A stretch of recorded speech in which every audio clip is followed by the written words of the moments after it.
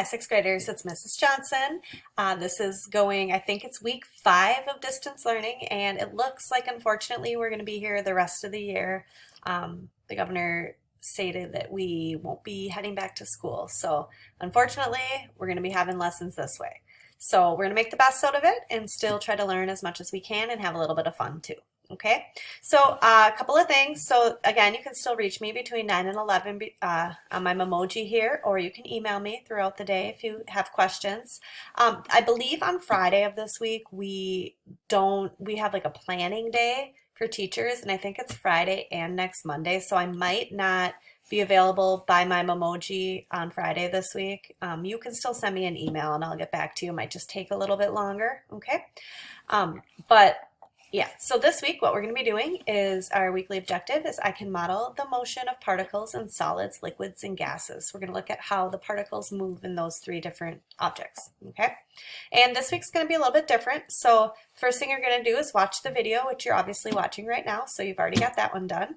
Second thing is the states of matter assignment. So you're going to click on that and it will bring you to the Schoology assignment. Okay, and you're going to see that this looks a little bit different. Now, I have on this first page here, I have some videos and some links. You do not have to use these unless they don't work when you get into the document. Okay, I put them here kind of just so that you have them in 2 different places in case it's not working. So what you're going to do is go to the assignment.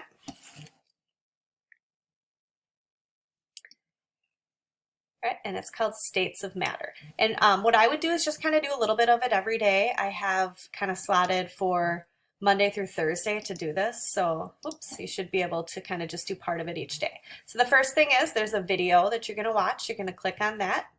You're going to answer these questions. It asks you to watch the video twice. Okay. For these, there's not really right or wrong answers. It's just what do you think? Then for part 2, it says let's explore the states of matter. So you're going to click on this PhET simulation, and I'm hoping that this works on your Chromebooks. It did work when I tried it on the Chromebook, so it should. So you'll click on that, and I'll show you kind of what that looks like. And you're going to click where it says states right here. And then the directions on what you do are right here. So it says change the temperature from Kelvin to Celsius. So find that, it's up here. Celsius. Okay. And then in the atoms and molecules chart, choose water. So up here, we have water. It's not letting me click because my video is there. There we go. So click on water. Then click on the solid button and how do the molecules behave. Click on solid, and so these are the molecules. So we're looking at how they're behaving. And as you do that, it says sketch, draw as best as you can, or you could do a screenshot or just kind of do it as best as you can. You could also explain it in this chart, what they look like. Okay, you're going to record the temperature at which it's a solid.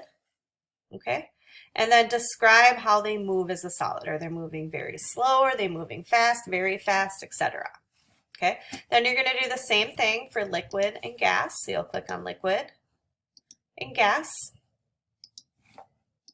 Okay, and fill in that chart. Okay.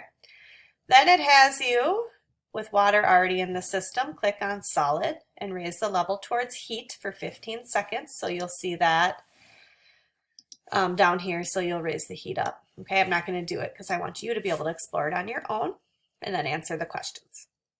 Part 3, you're watching another video. You're comparing the freezing points of substances. Okay. So it's talking about wood frogs, and you're going to watch a video and you're going to record your information in this data table from the video. Then you're going to make a graph, and it says copy the graph below onto a separate piece of paper. So the graph will look like this, and a place that you can find graph paper is in the back of all of the sections of your textbook. So you could use one of those, or you can use a different sheet if you want. You can print this out and do it on here. It doesn't matter to me. It's not going to be handed in, but still do the graph, okay? And it tells you how to make your graph. And then your reflection questions will go on here.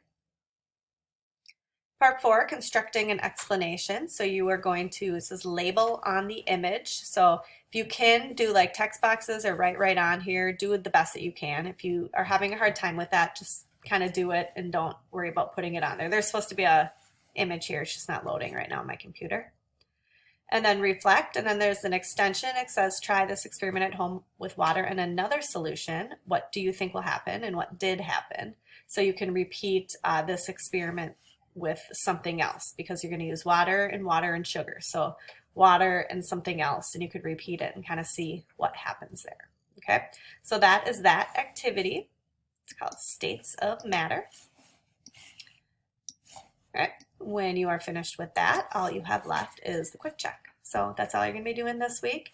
This one, I mean, you could do it in a whole day, but it might take you an hour or so to do if you do it in a whole day. Otherwise, do it over 2 or 3 days. It should save your work because it's on a Google document.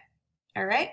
So check your email because I probably will be doing another Google Meet, a whole class one sometime this week to either review content or to play a game again.